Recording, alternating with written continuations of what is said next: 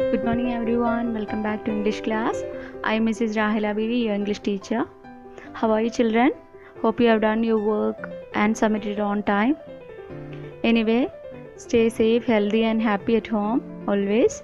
If you have any trouble with your homework, please let me know that. Last class we have gone through the summary of our second chapter, The Adventures of Toto. There we have learned about Ruskin Bond and about his childhood, about his grandfather, about their private zoo, and about a pretty monkey called Toto and his naughtiness. Yes, we have enjoyed the story a lot. Now it's time for us to check into the textual questions. Okay, just before that, let's go through the summary again. Once, Ruskin Bond's grandfather had bought a pretty monkey from a Tonga driver. It was a very pretty monkey, but it was very naughty too.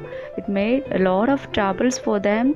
Not only for them, it always troubles Anglo-Indian ladies. It troubles Ruskin Bond and other animals in the zoo, and it made a lot of problems in their home. So they forced to sold back Toto to the Tonga driver at last.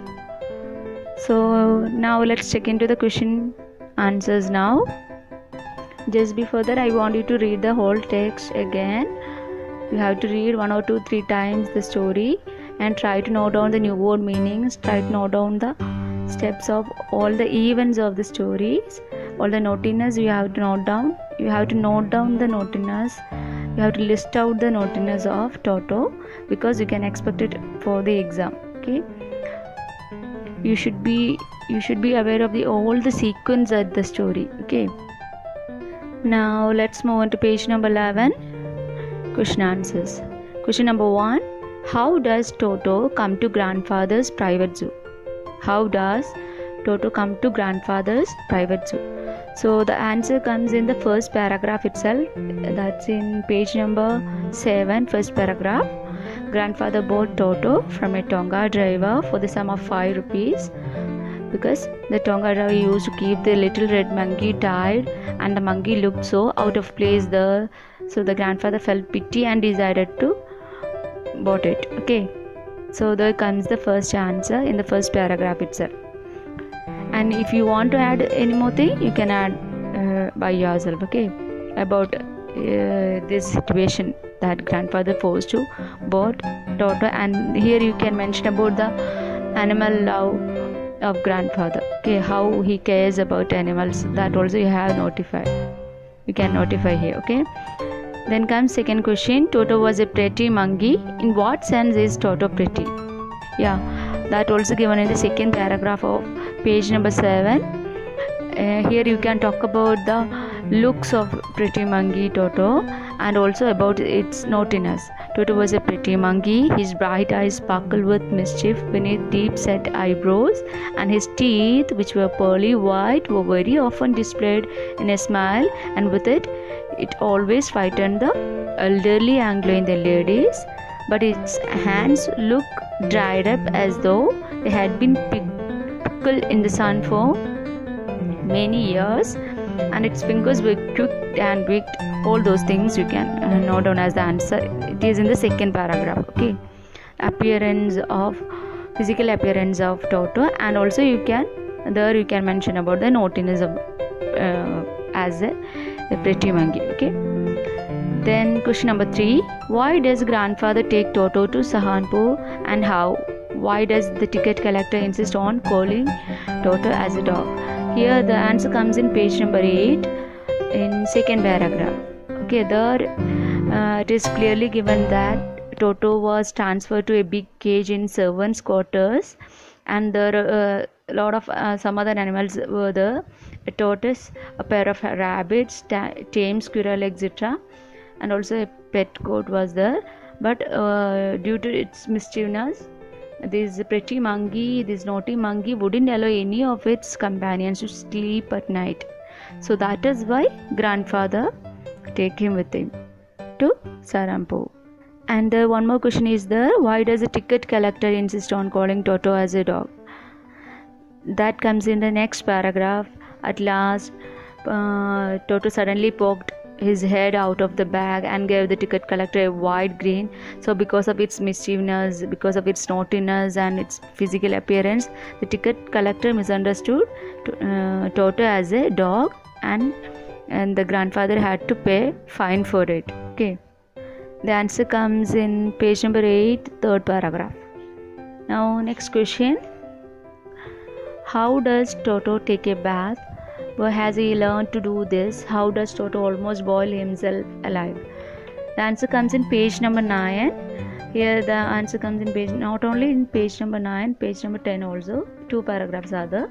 It starts from page number 9, from the last paragraph. A great treat for Toto during cold winter evening was a large bowl of warm water given him by grandmother for his bath.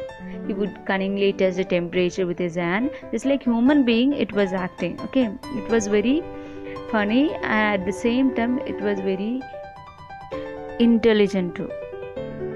And answer in the next page, page number 10, in the first paragraph also it's given he would take the soap in his hands and rub himself all over his body like that. All those things we have to given as the answer. And the next paragraph, second paragraph in page number 10 also we have to note down as the second answer. How does Toto almost boil himself alive?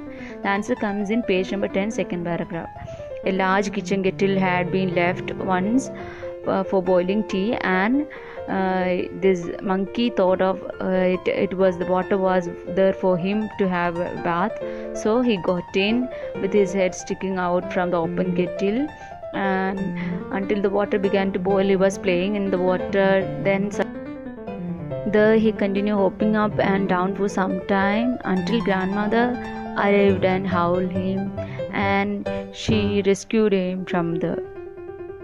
Now last question, question number 5.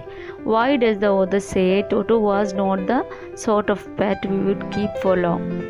Here the answer comes in the very last paragraph in page number 10.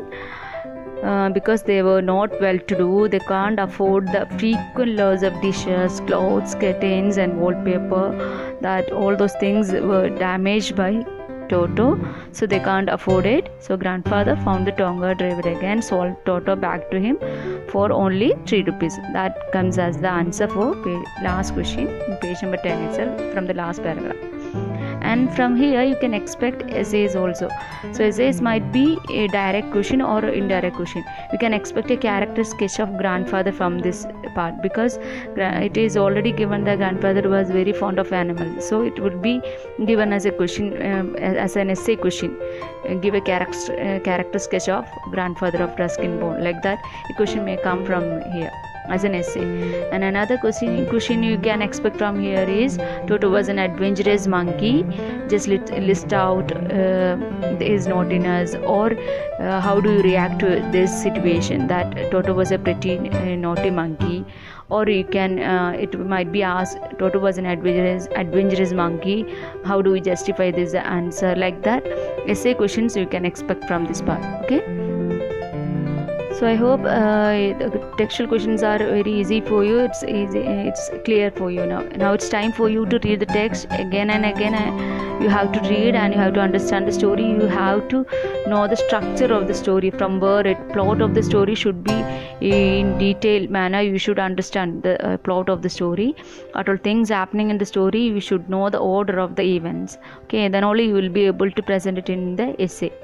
And while you are writing essay, you should split the essays into 3 paragraphs. Okay, the first paragraph should be the direct question of the answer. There will be definitely a direct question, a direct answer for the question. So that direct answer you have to express in the first paragraph itself. And the second paragraph you can give a gist of the story, or you can give the summary of the story. And third paragraph you have to justify the answer. The student's opinion should be notified in the third paragraph. Okay, so third paragraph for each and every student might be different from one another, because in that paragraph you are clearing yourself, your mindset about the story, whether you are agreeing with the story theme, whether you are disagreeing, whether you are criticizing, what all things comes through your mind, that you have to express in the third paragraph. Okay, so while you are writing in this manner only, you will get full mark for essay. While you are writing essay, if you are just writing the summary, you will not get marks. Maybe you will get half marks. So there is a structure for writing essays. You should split into 3 paragraphs. The first paragraph should be the exact answer of the question. Definitely there will be an exact answer. It might be a short paragraph. And the second paragraph, here we can describe the story, we can describe the events, extra events there. Okay, and third paragraph should be students' opinion about the story or students' opinion about the events in the story. Like that you have to write the essay, then only you will be able to score full marks in essay questions. Okay, hope it's clear for you now. Try to read the story. If there is any more doubts, please try to contact me. Feel free to contact me for your doubts, and wish you all the very best. Thank you.